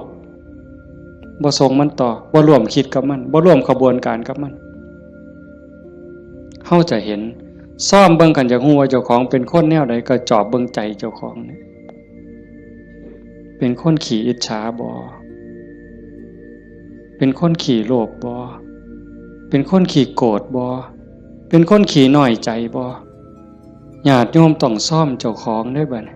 ผู้เฮ็ดมาแล้วก็สาธุผู้บ่ทันเคยเฮ็ดก็ลองสังเกตเวลามันบ่พอโยมประเด็นสุดท้ายสิเว้านำเนี่ยเวลาของชีวิตเฮาเหลือน้อยผู้บางคนเข้าวัดมา10 ปี20 ปี30 ปี40 ปีผู้บางคนหลายกว่านั้นลองเบิ่งมันเทียบเบิ่งวันเวลาที่เฮาเข้าวัดเข้าว่าปฏิบัตินำครูบาอาจารย์นับเงินทำบุญกันหลายแสนลองเบิ่งเด้นับเงินที่เฮาบริจาคทำบุญหน่อยแน่หลายแน่นี่เวลา20 30 40 ปีนี่มันเป็นแสนแล้วคันบริจาคเทื่อละ100เทื่อละ20เนี่ยเข้าหมดจักเหล้าตั้งแต่ใส่บาตรตั้งแต่ไปจังหันจังเพ่นเข้าห้อหมดจักเหล้าเอาผ้าเอาสาดเอาหมอนถวายวัดหมดไปหลายปานใดคันเราถึงแง่เป็นบุญแง่ความภูมิใจนี่โยมก็ภูมิใจบ่คักเอาตัวนี้มาเป็นปีติจูงจิตให้เกิดความสงบก็ยังได้เป็นบุญได้เป็นจาคานุสติเนี่ยนำพาจิตไปสู่ความสงบได้อันนี้คือแง่ของบุญก็เป็นที่เพิ่งให้จิตให้ใจอย่างมหาศาลเลยล่ะไปแต่คันเว้าถึงแง่ของการพัฒนาเป้าหมายของพุทธศาสนาในขณะที่เสียเงินไปหลายแสนแล้วหมดเงินไปหลายแสนแล้วหมดเข้าไปหลายเหล่าแล้วยกใจขึ้นบ่ใจเฮายกขึ้นได้ส่ำใดความโลภลดลงจักหน่อยบ่ความโกรธลดลงจักหน่อยบ่ความแข็งดีแข็งเด่นลดลงจักหน่อยบ่หือไปวัดแห่งแต่ไปผิดกันอยู่วัดขาดทุนได้นี่ครูบาอาจารย์มีสื่อมีเสียงลังเทื่อก็สิไปญาติกันเป็นที่หนึ่งมันมีอยู่เรื่อยเห็นอยู่หลายหมองโดยเฉพาะโยมฝ่ายอุบาสิกาเฮ็ดหยังก็อยากถวายหลวงพ่ออยากให้หลวงพ่อฉันของเจ้าของใส่ของเจ้าของผู้นี้เฮ็ดอยู่แล้วมีผู้ใหม่มามีการแข่งกันขาดทุนนี่ตัวนี้คือขาดทุนลอดพื้นบ่แม่นขาดทุนธรรมดากิเลสมันบ่ได้ย่อมเฮาเด้ไม่ออกสังเกตเด้อย่าเชื่ออาตมานำ แม้แต่พระเถาะเพราะฉะนั้นหลวงปู่ชาบ่ได้ถีบพระดอกเนาะได้ไปหนวดหลวงปู่แล้วว่าเจ้าของคักหลวงปู่เพิ่นฮู้จักความคือเลยถีบเลยหงายหลังตึงยังจังได้คิดเห็นบ่นี่คือครูบาอาจารย์เพิ่นสอนให้เห็นจิตตัวนี้โยมคันบ่เห็นจิตตัวนี้นี่ง่วมเศร้าอีกโดนเติบเยจิตตังสัญญเมสันติโมขันติมานะพันธนาถ้าบุคคลใดจะพึงตามดูจิตบุคคลผู้นั้นจะพ้นจากบ่วงแห่งมารคันเห็นใจตัวนี้นี่เขาต้องการความสะอาดแม่นบ่ต้องการความสะอาดต้องการความบริสุทธิ์แห่งจิตแห่งใจเนี่ยมันจะเห็นคันบ่จังซั่นเข้าข้างเจ้าของเสยเด้มันมาที่หลังมันสิมาใหญ่กว่าเฮาได้จังใดมันสิมาเป็นที่หนึ่งได้จังใดผิดกันวัดแตกเว้ยมีเด้แนวนี้ก็ได้ขาดทุนเสียเงินเสียทองหาคืนใหม่ได้เด้หาเงินแสนเฮาก็ยังมีโอกาสสิหาพ่อโยมหาเงินล้านยังมีโอกาสสิหาพ่อเสียยังก็เสียได้แต่ว่าคันเสียเวลาเนี่ยเสียเลยเด้เสียเลยมีเงิน100 ล้านซื้อนาทีที่ผ่านไปกลับมาบ่ได้ซื้อนาฬิกาเลื่อนละแสนเลื่อนละล้านน่ะซื้อได้แต่ซื้อเวลาวินาทีเดียวก็ซื้อบ่ได้เฮาหายใจเข้าหายใจออกตอนนี้หมดแล้วก็หมดเลยบ่กลับคืนมาอายุเฮาก็หมดไปความตายก็ใกล้เข้ามาเวลาแห่งการเก็บเกี่ยวสัพพะธรรมเก็บกรรมบุญกุศลซักฟอกจิตใจให้สะอาดบริสุทธิ์มันหมดไปเรื่อยๆจังซั่นจังว่าเขาวัดเขาว่าประพฤติปฏิบัติขันบ่เข้าใจถึงสาระแก่นสารคำสอนของศาสนาเนี่ยบุญนั้นได้อยู่ดอกแต่มันบ่ทันปลอดภัยอย่างว่าพระพุทธเจ้าบ่ให้มาติดอยู่ที่บุญแต่เพิ่นให้เฮ็ดบุญให้สร้างบุญให้สร้างหลายๆแต่ว่าให้กายไปอีกสู่ความสะอาดบริสุทธิ์แห่งใจถ้ามันไปบ่ทันฮอดนั้นบ่ปลอดภัยเทวดาก็ตกสวรรค์ได้เห็นบ่จังซั่นจังว่าในเมื่อเฮามาสู่ขบวนการปานนี้โยมพอออกผู้เป็นเจ้าภาพก็ตั้งใจปานนี้เฮ็ดดีมาปานนี้ก้าวขึ้นไปอีกก้าวขึ้นไปนี้ก่อนวันเวลาของชีวิตมันสิหมดให้พยายามเฮ็ดใจให้เป็นกลางๆหูได้ยินจมูกได้กลิ่นลิ้นได้รสกายได้สัมผัสก็เฮ็ดใจให้เป็นกลางๆสิปฏิบัติกับสิ่งที่มากระทบจากตาเห็นจากหูได้ยินจากจมูกได้กลิ่นลิ้นได้รสกายสัมผัสก็เฮ็ดด้วยสติอย่าให้รู้สึกว่าหักอย่าให้รู้สึกว่าสั่งอย่าเฮ็ดด้วยความสั่งอย่าเฮ็ดด้วยความดีใจด้วยความเสียใจอย่าเฮ็ดด้วยความหักให้จิตเป็นกลางกันได้จังสิขันเฮ็ดได้จังสิมันอ่อนซ่อนเจ้าของเด้อาตมาก็เฮ็ดบ่ทันได้ก็ยังพยายามอยู่ก็จังว่าส่วนญาติส่วนโยมเฮ็ดไปพร้อมๆกันคันบ่จังซั่นน่ะมันเสียเวลาเสียดายเจ้าของ30-40 ปีหมดเงินก็หลายแสนหมดข้าวก็หลายเหล่าหมดเวลาในการทำมาหากินเงินที่มาบริจาคข้าวของที่มาทำบุญก็หมดไปแล้วเวลาล่ะคันเอาเวลานั้นที่มาอยู่วัดอยู่ว่ามาสร้างน้ำทำบุญไปหาเงินหาทองมันก็ต้องได้ตื่มกันอีกหลายเติบมันจักเท่าแต่ว่าเฮายอมเสียสิ่งนั้นเพื่อสิแลกเอาสิ่งที่ดีที่สุดสิ่งที่ประเสริฐที่สุดก็คือใจเจ้าของเนี่ยให้ได้ใจที่มีความสงบใจที่มีความร่มเย็นใจที่เต็มเปี่ยมด้วยความเมตตากรุณายินดีมุทิตากับผู้อื่นใจที่เป็นอุเบกขาโตสติความระลึกได้แล้วก็อุเบกขาตัวว่างจิตเป็นกลางจิตที่เฉยเป็นสิ่งที่เฮาควรจะหาให้มันได้หาให้มันพอให้มันเจอก่อนลมหายใจสุดท้ายสิดับลงไม่ออกให้มันพอจิตนี่ก่อนลมหายใจสุดท้ายสิดับลงเพราะนั่นคือพุทธะพุทธะคือความสะอาดจิตที่สะอาดจิตที่สว่างจิตที่สงบ สะอาดจากหักจากสร้างจากดีใจจากเสียใจจากได้จากเสียจากบวกจากลบสว่างสวัยด้วยสติปัญญาหูเท่าท่านตามความเป็นจริงหักก็ตามสร้างก็ตามสรรเสริญนินทาก็ตามลาภยศสรรเสริญก็ตามสว่างตาโดยแสงไฟเพิ่นบอกสว่างใจโดยแสงธรรมบ่ยินดียินร้ายเห็นทุกสิ่งทุกอย่างเกิดขึ้นตั้งอยู่ดับไปอนิจจังทุกขังอนัตตากฎของแต่ละขอบงำสรรพสิ่งอยู่สะอาดสว่างสวัยด้วยสติปัญญาสงบนิ่งจิตใจบ่กระเพื่อมด่ามากกับบ่กระเพื่อมย่องมากกับบ่กระเพื่อมนักแน่นคือกับหินจิตใจของพุทธะเป็นแบบนั้นสะอาดสว่างสงบหูเท่าท่านตื่นจากความลับไหลเบิกบานจากการที่เจ้าของบ่มีโทษ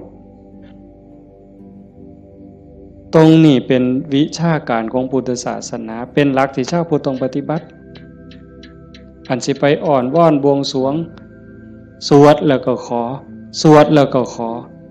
ขันมันได้ซ้ำนั้นมันก็สิดีอยู่ขันมันได้พระพุทธเจ้าก็พาเฮ็ดแต่ตรงนี้ที่พระพุทธองค์เพิ่นสอนสลบจักเถื่อกลัวสิเป็นพระพุทธเจ้าหลวงปู่ชาลำบากปานใดอาตมาเคยอ่านพอเนาะว่าสิขึ้นไปอยู่เทิงผู้ว่าบ่อยากยุ่งบ่อยากยากนำการมาหาบิณฑบาตไปอยู่เทิงผู้ก็ว่าสิเหี่ยวกินพุ่นเนาะเหี่ยวฉันพุ่นเนาะฝึกซ้อมจนปานนั้นบัดเป็นไข้เป็นหนาวไปอยู่กลางป่าก็บ่อยากให้ผู้พี่น้องยากนำก็ซ้อมมันสิใจขาดยามใดสิจูดไปสุดที่ถิ่มเพิ่นว่าบ่ได้ยินเสียงกวงห้องหลวงปู่เพิ่นปัญญาหลายดีเนาะอาตมาก็จังได๋ดอกมื้อนึงไปอยู่อยู่วัดวัง 2-3 มื้อนั่นล่ะก็เปิดวิทยุฟังหลวงปู่เพิ่นเทศน์อาตมาก็หัวอยู่ผู้เดียวจุจ่อๆสั่นๆนี่คำสอนหลวงปู่ซ่าอยู่กับเจ้าของนี่อยู่หูดังนี่เนาะอยู่กับขนตานี่ทักงุ่มจ่อๆธรรมะนี่โอ้จะเป็นปัญญาคักๆเพิ่นยังว่าโอปนัญญิโกเป็นสิ่งที่ควรน้อมเข้ามาใส่ตน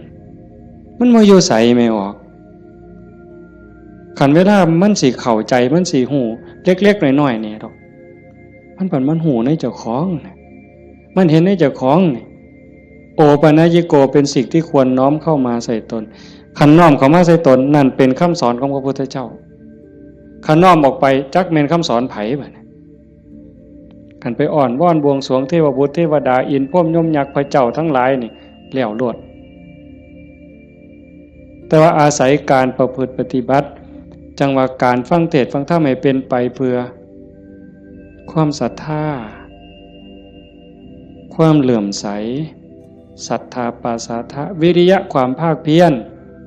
พระพุทธศาสนาเพิ่นสอนเรื่องความภาคเพียร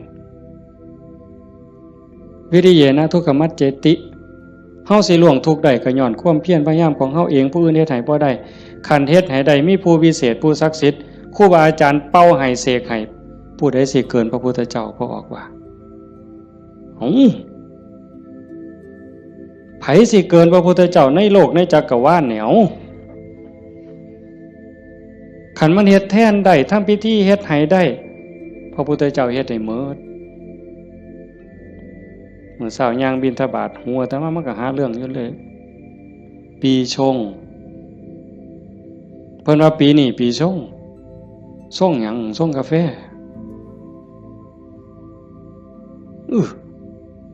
มันยากหยังกับปีกับเดือนน่ะเดี๋ยวนี้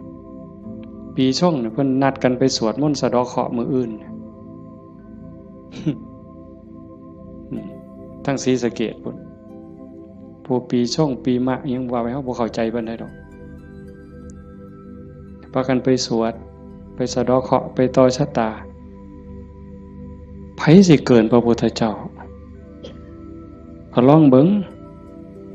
ขันมันเป็นจังสันมันเฮ็ดจังสันพระพุทธเจ้าเฮ็ดมื้ออันไม่ออกมาเฮ็ดนี่ก็ต้องเฮ็ดให้เจ้าของสะเดาะเคราะห์ก็แม่นต่อชะตาก็แม่นเสริมดวงก็แม่นโดยการตั้งสติให้มันฮู้จักอีหยังผิดอีหยังถูกอีหยังควรบ่ควรตรงนี้ตรงมันแม่นพุทธะต้องเฮ็ดแบบนี้เพี้ยนมาจากภพจากศาสตร์คันเฮาบ่มีเชื่อเก่าไม่ออกคันว่ามีเชื่อของนักบวชนักปฏิบัติเป็นเชื่อเป็นอย่างเป็นเผ่าเป็นพันธุ์ไว้ตั้งแต่อดีตเฮาบ่มีมือมาเฮ็ดจังซี่ในเมื่อเฮามีของเก่ามานำพามาสู่การเหตุการณ์ทำจังซี่มีกัลยาณมิตรพาเหตุพาทำให้ทุ่มเทเต็มที่ถือว่าโอกาสได้เกิดมาเป็นมนุษย์ได้พบพระพุทธศาสนามีสติปัญญาหูดีหูชั่วหูผิดหูถูกยังมีสติหูอยู่จังสิเฮ็ดเต็มที่ก่อนมันสิหมดเวลาแล้วอย่าคิดว่าเจ้าของซ่าเด้ไม่ออกญาติโยมอย่าคิดว่าเฮาสิเฮ็ดบ่ทัน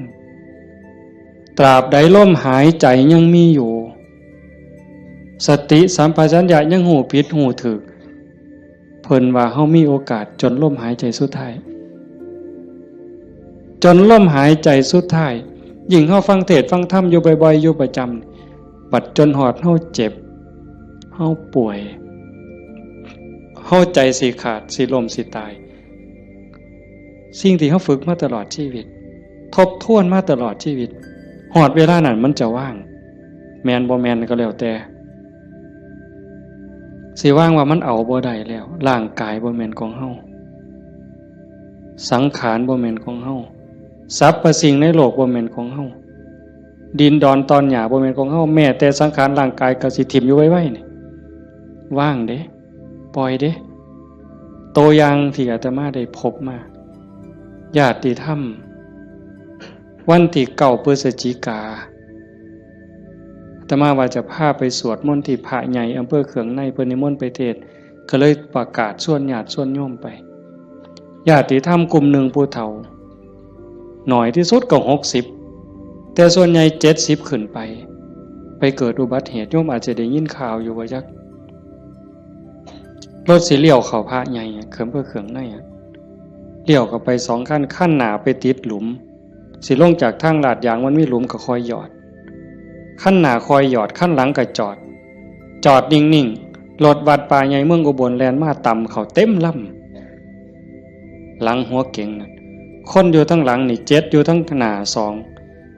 2คนทั้งหน้า2บ่เป็นหยังแต่อยู่ทั้งหลัง7คนนี่ฟ้องลงรถตาย3บาดเจ็บหนัก4เป็นจังไดพวกผู้เฒ่าทั้งหมดนี่ว่าชีวิตเฮาอันนี้เพิ่นเว้าก่อนเป็นได้เว้ามาเรื่อยๆดอกบ่แม่นเว้ามื้อนั้นเว้าเรื่อยๆเว้าตลอดถ้าเฮาได้เข้าวัดเข้าว่าได้ปฏิบัติเป็นนักรบตายในสนามรบตายยามใดก็บ่ย้านยิ่งไปเฮ็ดบุญตายแห่งแต่ดีว่าจังซี่เลยเด้ตายก็ตายไป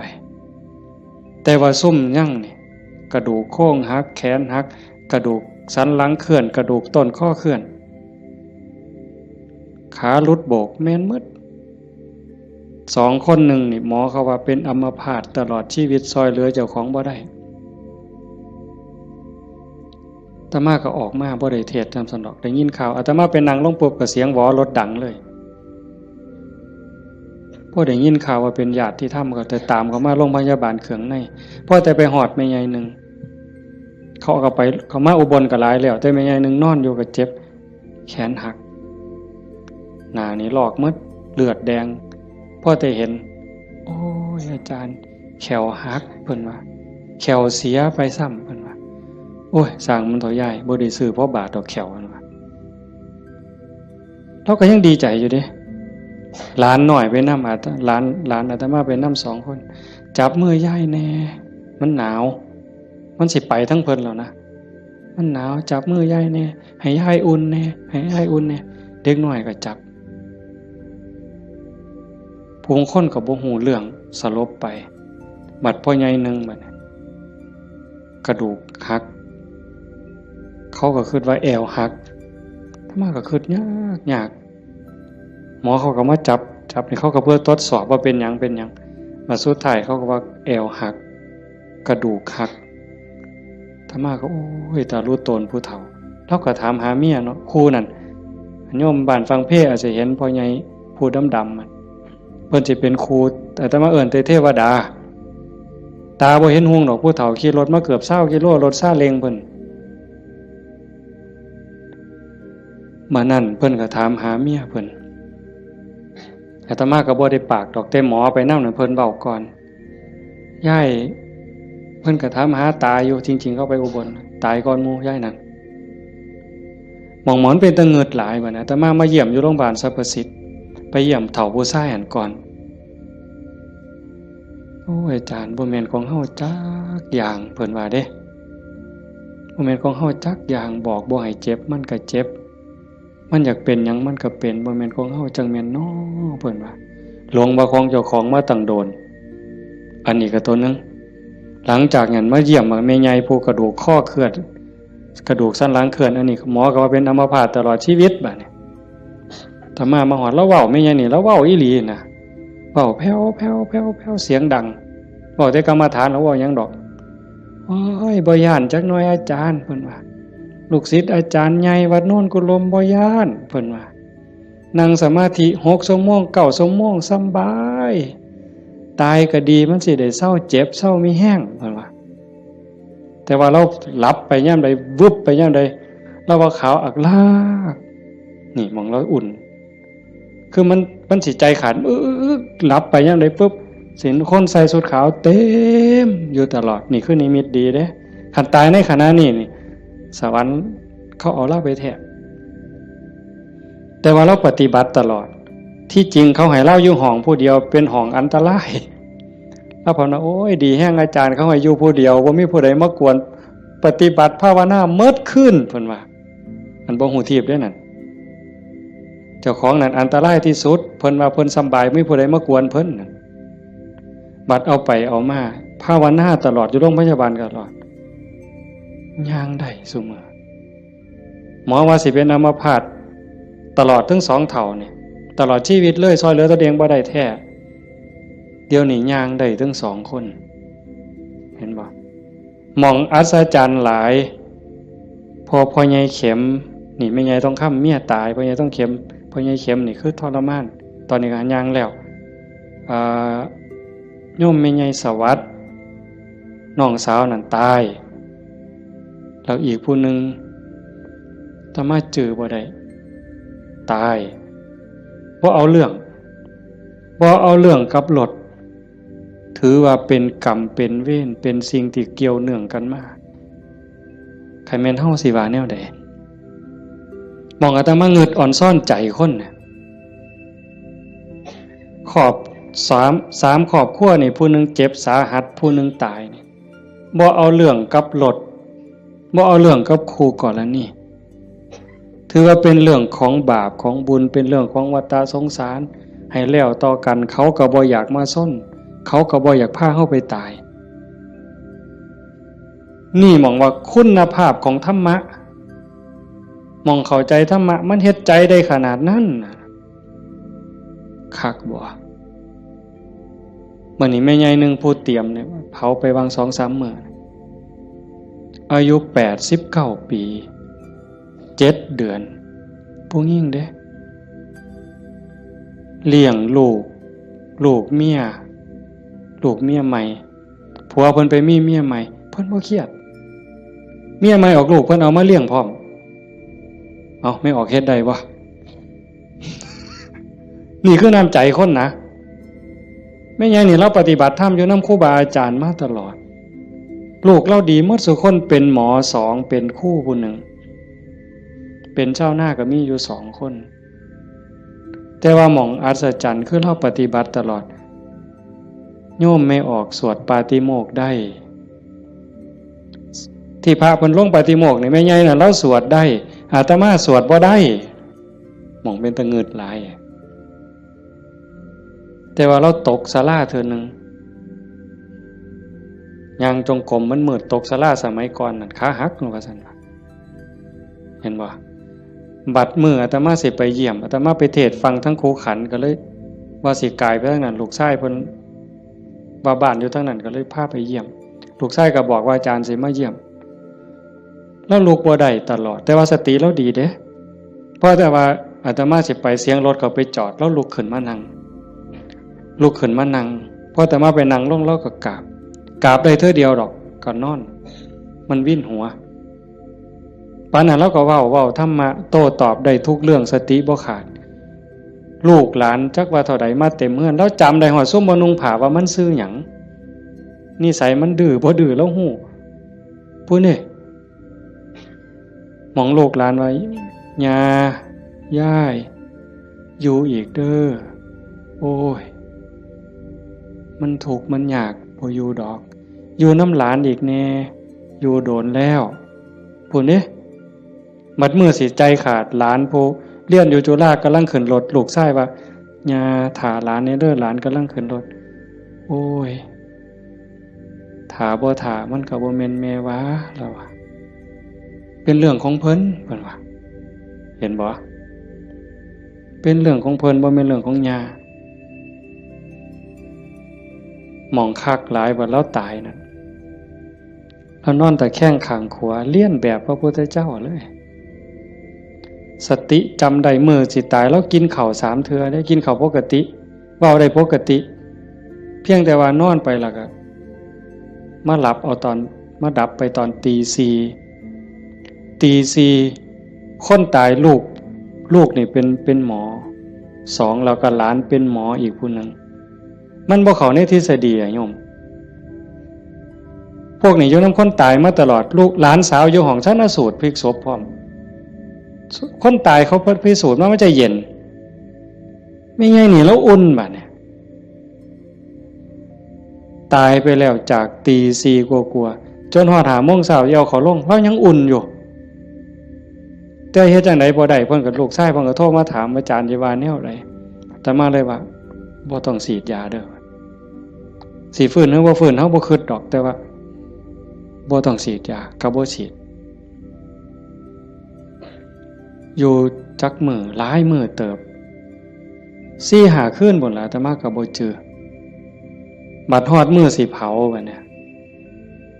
ลูกชายเพิ่นก็โทรมาถามประมาณ3 โมงกว่าเนี่ยอาจารย์เฮ็ดจังได๋บัดเทื่อเปิดโลงออกมานี่หาแม่ยังอุ่นอยู่คือเก่าเนี่ยสิเฮ็ดแนวใดเพิ่นว่าโอ้อาตมาก็บอกบ่ถูกดอกโยมไขเบิ่งซะก่อนว่าซั่นแต่ว่าใส่เพิ่นใส่ตู้โรงเย็นอยู่แต่มันเย็นทั้งหลังนะอาตมาก็เลยว่าเอากันจัก 4 โมงก็จังถอดปลั๊กออกเบิ่งเด้อถอดปลั๊กออกเบิ่งเพื่อให้มันปรับสภาพเพราะว่าตัวเย็นนี่มันอาจจะเป็นจากเครื่องใส่ไฟฟ้าหอดประมาณเฮาจะออกประมาณบ่ายโมงก็หากะลามันอุ่นมันยังอยู่ก็จังว่ากันอีกเทื่อนึงบัดสุดท้ายก็แม่นหมดอยู่ดอกเพิ่นว่าอาจารย์ประมาณเที่ยงนี่เพิ่นโทรมาก็บ่เย็นปานใดแต่ว่าย้ายบ่แข็งเพิ่นว่าเย็นอยู่แต่ว่ามันบ่แข็งคือทั่วไปคันจังซี่ก็หมดไปตามธรรมชาติก็เฮ็ดไปเด้อคือที่เว้าให้โยมฟังนี่หมายความว่าอย่าให้เราปฏิบัติมาตลอดจิตใจเราดีแล้วงามบ่เคยด่าไผจักเทื่อลูกว่าลูกเมียใหม่เขาผัวก็อยู่นำเมียใหม่นี่เอาลูกมาเลี้ยงแล้วก็ป้อนข้าวทอกันนี่เลี้ยงซ่ากันป้อนปลาป้อนข้าวก็บ่ให้ลูกเจ้าของคำใหญ่กลัวเด้คำทอกันอาบน้ำให้ก็คือกันสอนก็คือกันฮักทอกันใจคนน่ะมันจังว่าคันมันได้ฝึกได้ฝนมันมีธรรมมันก็สุดยอดอยู่นี่โยมพ่อใหญ่พาเฮาประพฤติปฏิบัติเฮ็ดงานจังซี่เฮามาประพฤติปฏิบัติสูงสุดก็เพื่อยกจิตยกใจเด้อสรุปตรงนี้เด้อบุญนั่นเป็นของตายจังได๋เฮาก็ได้เต็มที่อยู่แล้วแต่สิ่งสำคัญน่ะให้ยกจิตยกใจเจ้าของให้มันสูงขึ้นจากอำนาจของความโลภความโกรธความหลงความอิจฉาริษยาอาฆาตพยาบาทจองเวรน้อยเนื้อต่ำใจเฮาสิเอาชนะมันได้เฮาสิสูงขึ้นกว่าอำนาจของกิเลสได้ย้อนโยมสังเกตใจเจ้าของย่ามตาเห็นหูได้ยินจมูกได้กินลิ้นได้รสท่านเฝ้าไปเสื่อมันอย่าไปหักไปสร้างน้ำมันนิ่งแล้วสังเกตความรู้สึก สังเกตความคิดสังเกตความรู้สึกถ้ามันเอียงไปทั้งโลภหลายก็บอกว่าเจ้าของนั้นขี้โลภหลายอยู่ค่อยถอนออกหัดบริจาคหัดแบ่งหัดปันถ้ามันโกรธหลายเห็นอันใดผิดหูผิดตาแล้วงุดงิดห้นหวยขึ้นเป็นตาสร้างขึ้นมาหูจากมันปรับแล้วก็หูจากเมตตาเขาก็คือเฮานั่นล่ะเขาบ่ทันหูเขาจึงเป็นจังซั่นหูจักให้อภัยฝึกไปคอยยกระดับดวงจิตขึ้นมาให้เข้าใจว่าพระพุทธเจ้าบ่ได้สอนให้เฮาทุกข์พระพุทธศาสนาสอนให้เฮาพ้นทุกข์โกรธก็คือทุกข์โลภก็คือทุกข์หลงก็คือทุกข์เป็นเหตุให้ทุกข์เฮาก็ต้องดับเหตุมันเฮ็ดให้จิตใจเป็นกลางๆฮักผู้อื่นคือฮักเจ้าของหวังดีต่อผู้อื่นคือหวังดีต่อเจ้าของนั่นจิตใจเฮาจะดีขึ้นงามขึ้นมื้อนี้สมควรแก่การเวลาใส่เวลามาหลายเติบชั่วโมงหนึ่งกับ40กว่านาทีเนาะสมควรแก่การเวลาท้ายที่สุดก็ขออนุโมทนาสาธุกับญาติโยมผู้เป็นเจ้าภาพผู้เป็นเจ้าของสถานที่และก็ญาติธรรมที่มาจากที่ไกลมาร่วมประพฤติปฏิบัติบำเพ็ญบุญบำเพ็ญกุศลยกระดับดวงจิตดวงใจของเจ้าของให้สูงขึ้นงามขึ้นท้ายที่สุดก็ขออาราธนาอ้างอิงเอาอำนาจแห่งคุณพระศรีรัตนตรัยคุณของพระพุทธเจ้าพระธรรมพระสงฆ์และอำนาจแห่งบุญกุศลคุณงามความดีที่มีทั้งหมดทั้งมวลในสากลและจักรวาลจงหลอมร่วมเป็นตบะเป็นเดชะเป็นพลวะปัจจัยอำนวยหนุนส่งให้ญาติโยมสุขสุขคนจงเป็นผู้แกล้วกล้าอาจหาญร่าเริง